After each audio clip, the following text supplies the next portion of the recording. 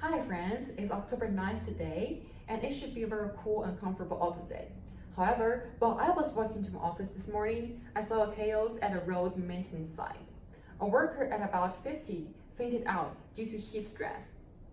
Actually, those outdoor workers, they face the risk of heat stress every day, which may cause death. And unfortunately, due to climate change, the number of hot days are becoming more and more frequent and persistent these days. Actually, I feel a little bit ashamed staying in this cool and comfortable room equipped with air conditioning, which generates a lot of greenhouse gases. They contribute to climate change, and finally, they harm someone who I don't know. So what is the culprit? Greenhouse gases. They trap the heat inside the atmosphere and heat up our Earth. And carbon dioxide is the biggest contributor to greenhouse gas. So how can we reduce the amount of greenhouse gas or carbon dioxide in the atmosphere? We can either reduce the generation or we can increase the uptake. You have heard a lot about those environmental advocates that suggest a really low carbon lifestyle. This suggests using less air conditioning, travel as little as possible, and even go vegetarian. Yes, you're right. The production of meat can generate a lot of greenhouse gases. But you may not want to sacrifice your next trip to watch your favorite NBA team. You may not want to endure the bad air quality in a room without air conditioning. And certainly, you cannot resist the big temptation of a Big Mac. So what can we do? We can try to increase the uptake. Nowadays, the uptakes are done by only natural ways. For example, the green plants can take in the carbon dioxide through the process called photosynthesis. But it is not enough. So if natural way is not enough, what else can we do? You may ask, is there an artificial way to take up the carbon dioxide? Yes, the answer is yes. So today, let me introduce our star of today, carbon sequestration technology. Hi, my little friends. You do not want to sacrifice your little burgers, isn't that true? So maybe carbon sequestration technology can help you. Don't worry, let's break down this term to see what it is. So first of all, what is sequestration? I believe you must have the experience of playing with your toy when you are expected to be studying. So at this time, your parent or a teacher will come to take away, or will say, sequester your toy. They take away or sequester your toy because they think it is harmful to your study or grades. And similarly, we want to sequester the carbon dioxide in the air because it is harmful to our Mother Earth. So you may ask, what is carbon dioxide? This is our next question. Carbon dioxide is a kind of gas. It is everywhere around us. The cars can give out carbon dioxide, the air conditioning can give out carbon dioxide, and you know what? Even if when you breathe out, you are giving out carbon dioxide.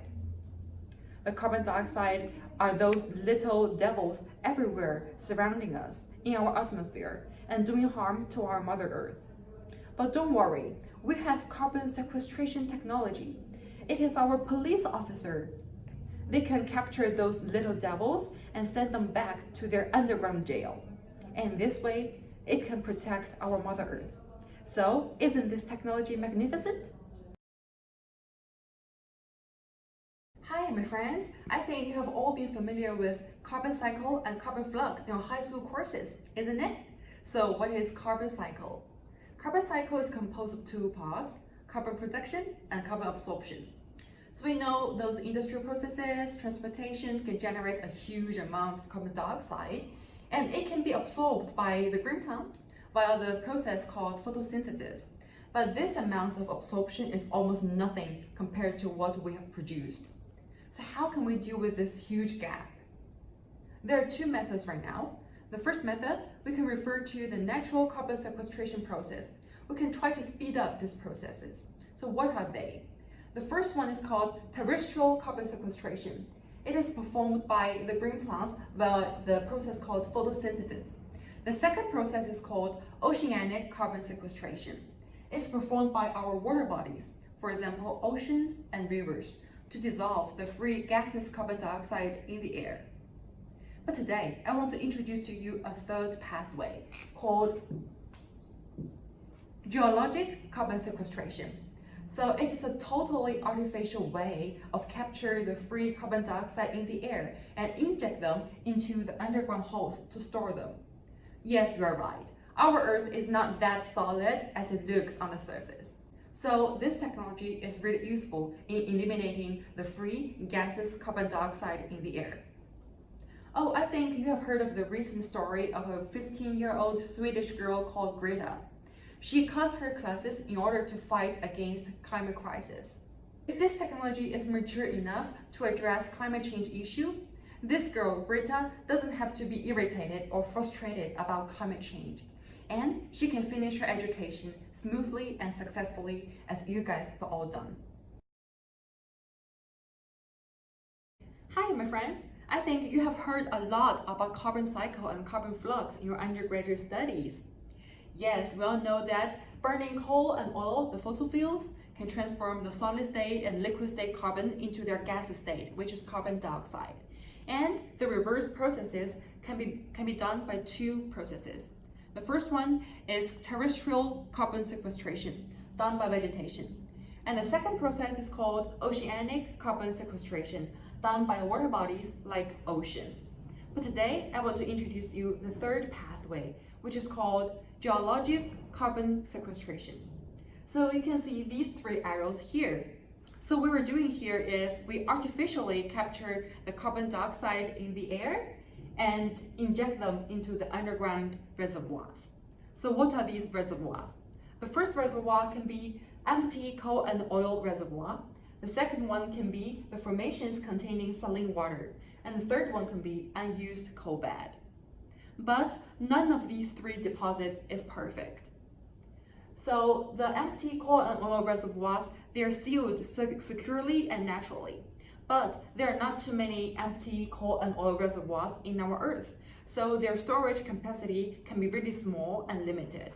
And on the contrary, we have a lot of formations containing saline water underground, but they are not safe because they are not sealed naturally and properly. So what about unused coal bed? It is a convenient way to inject carbon dioxide, but we are compromising their future potential to be exploited. So if we inject carbon dioxide into unused coal bed, this amount of coal cannot be used anymore in the future. Hi, it's happy to know that nowadays more and more people are becoming interested in carbon sequestration technology. And as you all know, carbon sequestration technology is a technology where we capture the free gaseous carbon dioxide in the air and inject them back into the underground reservoirs. However, we all know that this technology recently is not mature enough to be applied on a large scale efficiently. So there are constraints from mainly two parts. The first part is technical constraint. You all know that it is very hard to capture the free gases carbon dioxide out from the atmosphere. And the recent technology is very costly and expensive. And also, our R&D process right now is not fast enough. According to a recent study, we cannot apply carbon sequestration technology on a large scale until the end of this century, which may be too late to address the climate change issue. And also, there are constraints from the policymaking part. Some government officials, they are reluctant to allocate money to this project because they think it is too expensive and costly. And also, there is the public opposition called Not in My Backyard. So people know that this is a good technology, it can address climate change, but they're afraid of the side effects. So they don't want this technology to be implemented somewhere next to their neighborhood. So what is the next step to achieve this bright future of carbon neutralization? We need to expand and speed up our R&D process. We need to lobby the government officials to allocate more money and funding to the project. And also, we have to address the public concern of Not in My Backyard. So in conclusion, I want to give you all an analogy of carbon sequestration technology to a bank account. So if you imagine the underground reservoir to be your bank account, it is always easy to overspend, which is equivalent to burning fossil fuels. And it is always very hard to capture and deposit the carbon dioxide back into the reservoir, just like it is very hard to deposit and save money into a bank account. However, we must find out a way.